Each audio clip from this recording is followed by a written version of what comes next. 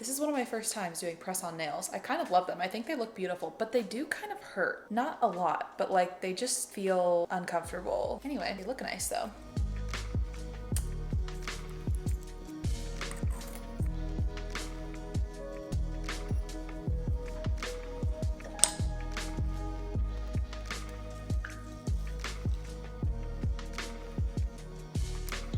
I don't think I tamped it very well.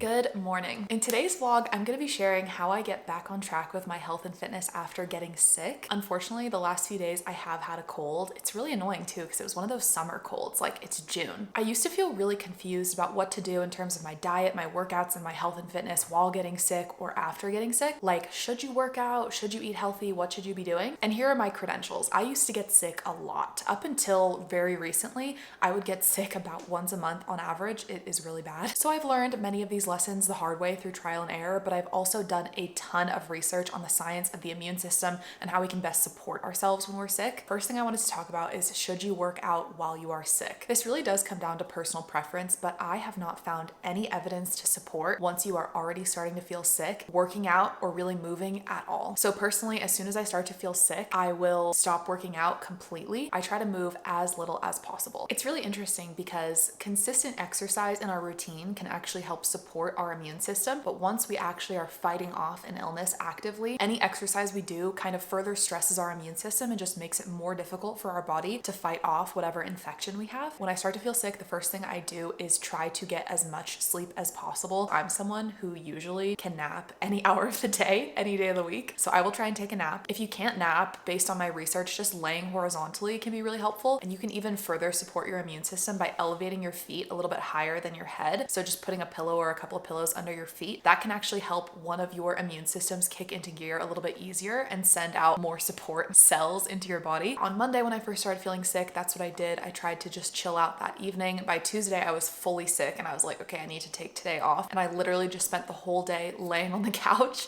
completely horizontal. And that night I slept 12 hours. I know that not everyone can sleep like that. I'm a very good sleeper, fortunately, but getting as much sleep as possible is really helpful for your immune system. I also try to take a hot shower when I'm sick. It first of all just makes me feel a little bit better to be clean. 15 minutes of heat therapy in a sauna, a hot bath, or a hot shower was found to increase white blood cell count, which is an important part of your immune system, and adjust our cortisol levels in a way that's beneficial for fighting infections. So I do try to do that while I'm sick or when I'm starting to feel sick. If you already have an elevated temperature, you do not want to elevate it any more than it already is. So one thing I find really hard is deciding the right time to get back into working out, because I'm the type of person that will definitely relapse my sickness if I get back into it too quickly. That is just the worst. Like, you're starting to feel better, things are finally looking up, and then you get sick again. It's just the worst. So for me, it is just not worth it to push myself too hard in a workout and then make myself sick again. The first day that I feel like I could work out, I will take one extra day. For example, this morning I woke up feeling better. I felt like I could work out today. I'm going to take today off. I might do a little tiny bit of walking, mobility, flexibility, perhaps like 5 minutes of abs, but something really, really low impact and light, and take today basically off, and certainly don't do any hard exercise. And I found that's the best way for me to prevent a relapse. I feel like sometimes I know that I shouldn't work out, but I really want to, so I try and convince myself and talk myself into it that I still could. It never goes well when I do that. So I try to just be honest with myself about how I'm feeling and how I'm doing and listen to my body. In terms of how I eat when I'm sick, I'm pretty lax with it. I remember thinking a couple days ago, am I gonna try and stay in my calorie deficit? Because right now I am in a fat loss phase. I'm 2.5 weeks, maybe 3 weeks into an 8-week fitness goal to try and get visible abs. I'll link all of my Project Abs episodes down below if you want to check those out. So I'm like, oh, should I maintain my deficit? Should I not? Whatever. I ended up going a little bit over, but I landed pretty close to my deficit amount of calories, probably because I do personally find that my appetite is a little bit suppressed when I'm feeling sick. Personally, I'm not super hard on myself. I do try to drink a lot of water and have some electrolytes to try and stay hydrated, and try to eat like fruits, veggies, things that make me feel good generally. Honestly, don't change my diet too much. I am Emergen-C's #1 hater. I hate the idea of paying all of this money, wasting these resources to have 2000% of your daily need of vitamin C. Let me tell you, depending on the vitamin, anything beyond your absorption limit, you will literally pee out. Emergen-C just gives you extremely expensive pee, and I will die on that hill. If Emergen-C has no haters, I am dead. Anyway, vitamin C is great on a daily basis, but once you already are sick, loading up on tons and tons of vitamin C beyond what your body can actually absorb is not super helpful. So I try to have a consistently high intake of vitamin C through natural sources. Fruit is an excellent source of vitamin C. It wouldn't hurt to have some extra vitamin C in your diet while you're sick, but it's basically too late by that point based on my research. I didn't do this time that I got sick. I honestly just forgot, but spirulina has some really amazing benefits. Spirulina has actually been clinically proven to reduce nasal itching and a lot of the symptoms you can feel when you're getting sick. It can help improve your sleep, help improve your congestion, and it doesn't have many of the downsides that over-the-counter medications have. Some over-the-counter medications can kind of reduce your speed of healing because they block certain elements of your immune system, and spirulina does not. So that's one of the reasons why I love using it. And you can get all of the benefits that I just listed from using just half a teaspoon of spirulina, so it's relatively reasonable and affordable in terms of the dosage. I will link the ones that I use in the description down below in case you're interested, but you can really pick up any one that you like. Honey has been found to be helpful with coughs especially, so I will tend to put some honey in my tea when I'm feeling sick and find that really helpful. So although I'm a little bit disappointed that I can't do a full workout, I'm gonna just do some light stretching, a little bit of movement. Hopefully it'll make me feel a little bit more awake and alert, because even though I just had my coffee, I still feel so sleepy right now, and we will chat soon. In case anyone's curious, I'm wearing an Honor Active top, and then these shorts are Sarah's Day White Fox Active Fitness Club. So they are limited edition and you can't get them anymore, but I absolutely love them. I find these are like the perfect length where they're not too short, like you don't feel exposed, but they're not so long.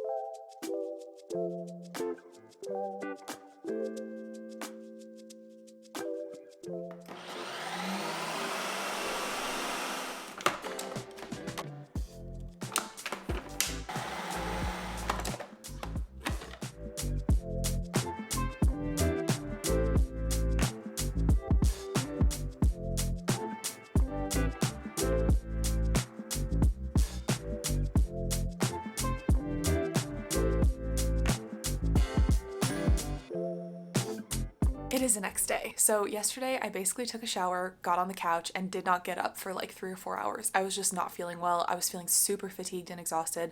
My body was aching a little bit, so I knew I probably didn't take it easy enough yesterday. That was my sign, so I just rested. I'm still just feeling a little bit groggy and tired. My throat's a tiny bit sore. I sound congested, you can probably tell. I wanted to film my first workout back and do like a really fun, difficult session today, but unfortunately I'm just not feeling up to it. So my boyfriend Cal and I are running a bunch of errands today. Walking around at the store is going to be my workout today. Better than nothing, but I just feel like if I do anything more, I might cause myself to relapse because I already feel like I'm teetering on the edge. Another thing I'm doing to try and heal faster is drink as much water as possible. Staying hydrated is always important, but especially when you're sick, starting to feel sick, or trying to prevent getting sick. So normally I drink between 80 and 100 ounces of water a day, but really going for the upper side of that, 100 plus on days that I'm not feeling well. I'm super excited to take you along with me today and share more tips and tricks on what I'm doing to feel better, and hopefully that's helpful. So I will talk to you later.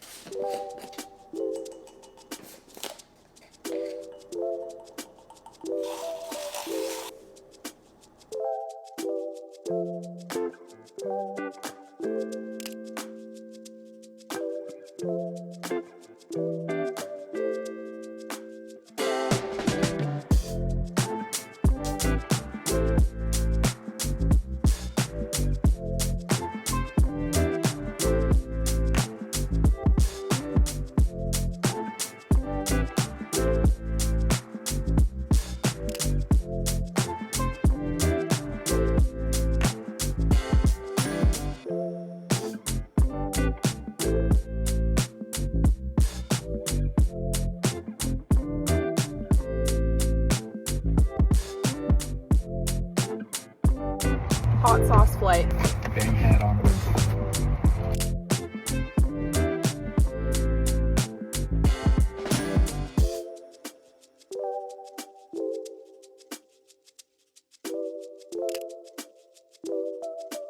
Can you open it? It's hard with my nails.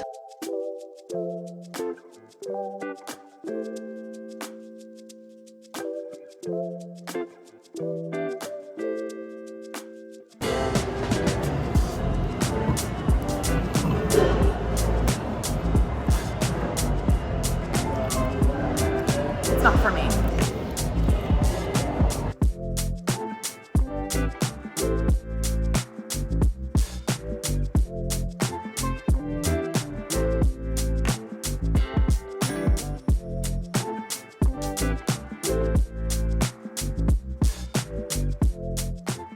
Okay, just finished lunch and I wanted to talk a little bit about how I track my food when I get takeout, especially when I'm not feeling well or I've recently not felt well and I'm like still recovering. I love getting takeout or having like frozen easy meals at home, just something super simple so I don't have to spend a lot of time and energy cooking. When you are tracking your calories like I am, it is hard to track takeout. The easiest way and most accurate way I've found is to find an entry in MyFitnessPal or whatever tracking app that has weight. So I just looked up vegetable pot stickers on the app. I found an entry that allowed me to enter the gram weight of it, and then I weighed the food I was eating. There can be a lot of variation between different entries in MyFitnessPal for the same food, and I've found that the main driver of those entries is usually the size or the weight. Of course, there can also be variation in like the base recipe, but at least I can get as close and as accurate as possible by weighing it, so that's just what I did for lunch today. I was hoping I would feel better this afternoon and maybe be able to show you a workout or more of the back on track vibes, but unfortunately I'm still just feeling pretty worn down, and I think I'm just gonna play it safe and not push myself today. I just really try to listen to my body and be careful because relapses are just really not worth it. If I'm out sick for another 3 or 4 days because I relapse, that is going to make much more of an impact than just taking an extra day off. So in terms of my fat loss goals, when I'm sick, I do try to stick generally to my same calorie goals, but I also listen to my body.